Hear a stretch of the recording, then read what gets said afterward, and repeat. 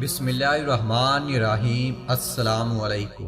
ہر روز واقعات کے لیے چینل کو سبسکرائب کر لیں۔ ایک دن جناب جبرائیل علیہ السلام نبی پاک صلی اللہ علیہ وآلہ وسلم کے پاس بیٹھے ہوئے تھے کہ انہوں نے اوپر سے دروازہ کھلنے کی زوردار آواز سنی۔ اپنا سر اٹھایا اور نبی صلی اللہ علیہ وآلہ وسلم کو بتایا کہ یہ آسمان کے دروازوں میں سے ایک دروازہ ہے جو آج سے پہلے کبھی نہیں کھولا گیا۔ اس میں سے ایک فرشتہ نازل ہوا ہے جو آج سے پہلے کبھی زمین پر نازل نہیں ہوا۔ اس نے آپ صلی اللہ علیہ وآلہ وسلم کی خدمت میں سلام عرض کیا ہے اور کہا کہ آپ کے دو نور مبارک ہوں۔ آپ صلی اللہ علیہ وآلہ وسلم سے پہلے یہ نور کسی نبی کو عطا نہیں کیے گئے۔ وہ دو نور یہ ہیں، ایک سورۃ الفاتحہ اور دوسرا سورۃ البقرہ کی آخری دو آیات۔ اور پھر فرمایا کہ جو شخص یہ دو آیات پڑھے گا اسے اس کی مانگی ہوئی چیز ضرور دی جائے گی۔ حضرت جابر بن عبداللہ رضی اللہ تعالیٰ عنہ سے روایت ہے کہ اللہ کے رسول نے فرمایا،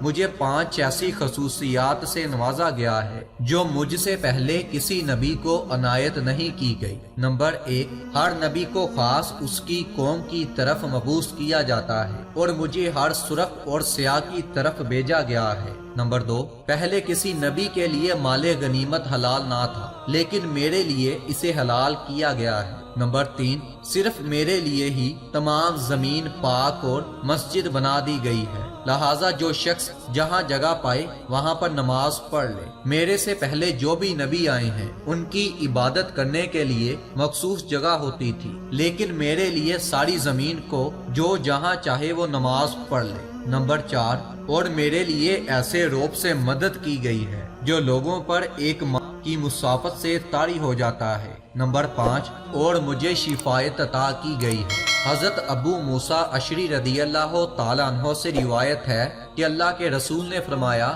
مجھے اختیار دے دیا گیا ہے کہ میں شفاعت کو اختیار کر لوں یا اپنی نصف امت جنت میں داخل کر لوں، تو میں نے شفاعت کو اختیار کر لیا، اور یہ اس شخص کے لیے ہے جس نے اللہ تعالیٰ کے ساتھ کسی کو شریک نہ کیا۔ اس کے علاوہ اور بہت سی خصوصیات مجھے دی گئی ہیں، جیسے کہ آسمانوں کی سیر یعنی کہ معراج کا واقعہ۔ اللہ تعالیٰ نے آپ صلی اللہ علیہ وآلہ وسلم کو اپنے پاس بلا کر معراج کی سیر کروائی اور کئی تحفوں سے بھی نوازا۔ ان میں سے خاص ترین تحفہ نماز ہے۔ یہ اعزاز کسی دوسرے نبی کو حاصل نہیں ہوا۔ اللہ تعالیٰ کا ارشاد ہے، وہ ذات پاک ہے جو ایک رات اپنے بندے کو مسجد حرام یعنی کہ خانہ کعبہ سے مسجد اقصی یعنی کہ بیت المقدس تک، جس کے گردا گرد ہم نے برکت دے رکھی ہے، وہاں پر لے گیا تاکہ اسے اپنی قدرت کی نشانیاں دکھائے۔ بے شک وہ سننے والا اور دیکھنے والا ہے۔ آپ صلی اللہ علیہ وآلہ وسلم سب سے پہلے زمین سے اٹھیں گے۔ حضرت ابن عباس رضی اللہ تعالیٰ عنہ سے مروی ہے کہ اللہ کے رسول نے فرمایا، میں سب سے پہلا شخص ہوں جس سے قیامت کے دن زمین یعنی قبر پھٹ پڑے گی۔ اور بعض دوسری روایات میں یہ الفاظ زائد ہیں کہ میں سب سے پہلے سفارش کرنے والا اور وہ پہلا شخص ہوں جس کی سفارش قبول کی جائے گی۔ اللہ کے رسول نے فرمایا، جہنم کے اوپر ایک پل رکھا جائے گا، سب سے پہلے میں اس پل سے گزروں گا۔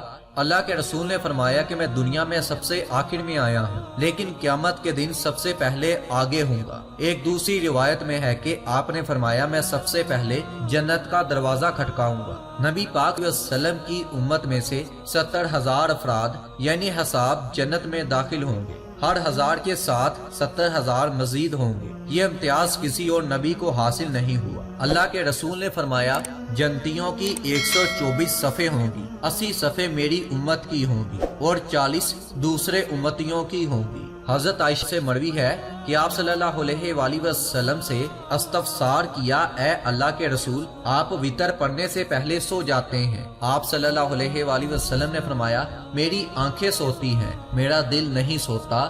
اللہ تعالیٰ نے آپ کو یہ اعزاز بھی دیا تھا کہ آپ کا سونے کی وجہ سے وضو نہیں ٹوٹتا تھا۔ نبی پاک صلی اللہ علیہ وآلہ وسلم سوئے حتیٰ کہ خراٹے بڑھنے لگے، پھر نماز پڑھی اور وضو نہیں کیا۔ اللہ تعالیٰ نے سابقہ انبیاء میں سے کئی کا ذکر فرمایا ہے اور ان کی غلطیوں کی نشاندہی بھی کی ہے۔ مثلا اور آدم نے اپنے پروردگار کے حکم کے خلاف کیا تو وہ اپنے مطلوبہ سے برآ ہو گئے۔ پھر ان کے پروردگار نے ان کو نوازا تو ان پر مہربانی سے توجہ فرمائی اور سیدھی راہ بتائی، مگر نبی پاک صلی اللہ علیہ وآلہ وسلم کے متعلق فرمایا کہ اللہ تعالیٰ تمہاری اگلی اور پچھلی لغزشیں بخش دے اور تم پر اپنی نعمت پوری کر دے۔ صحابی رسول حضرت سیدہ عائشہ رضی اللہ تعالیٰ عنہا کی خدمت میں حاضر ہوئے اور کہا کہ کوئی ایسا واقعہ بتائیں جو آپ کو سب سے زیادہ بلا لگا ہو۔ یہ سن کر آپ رضی اللہ تعالیٰ عنہا رونے لگی اور فرمایا، ایک رات اللہ کے رسول تہجد کی نماز کے لیے کھڑے ہوئے اور فرمایا کہ اے عائشہ، آج مجھے اپنے رب کی عبادت کرنے دو۔ میں نے کہا، اللہ کی قسم مجھے آپ صلی اللہ علیہ وآلہ وسلم کا قرب پسند ہے اور جو چیز آپ صلی اللہ علیہ وآلہ وسلم کو خوش کرے وہ بھی پسند ہے۔ سیدہ عائشہ بیان کرتی ہیں، آپ کھڑے ہوئے اور وضو فرمایا کہ نماز کے لیے کھڑے ہو گئے۔